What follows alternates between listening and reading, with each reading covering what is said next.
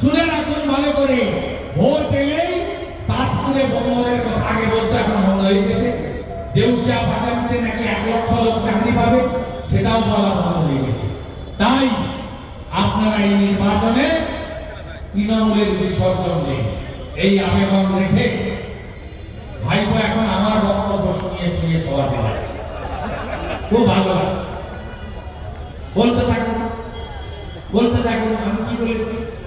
আমি বলেছি মমতা ব্যানার্জির থেকেও, ইউনিসেফ থেকেও মমতা ব্যানার্জি খারাপ।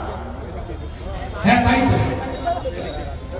ওপারে যা করছে আপনি আরো বেশি করে দিচ্ছেন।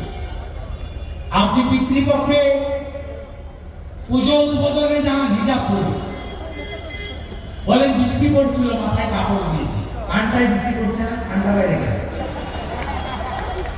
আপনি হিন্দু ধর্মকে গঙ্গা ধর্ম বলেছেন, আপনি রাম ধর্মকে মৃত্যু কুম্ভ বলেছেন, আপনি রাম মন্দির উদ্বোধনের দিন পাঁচটার কাছে মিছিল করেছেন।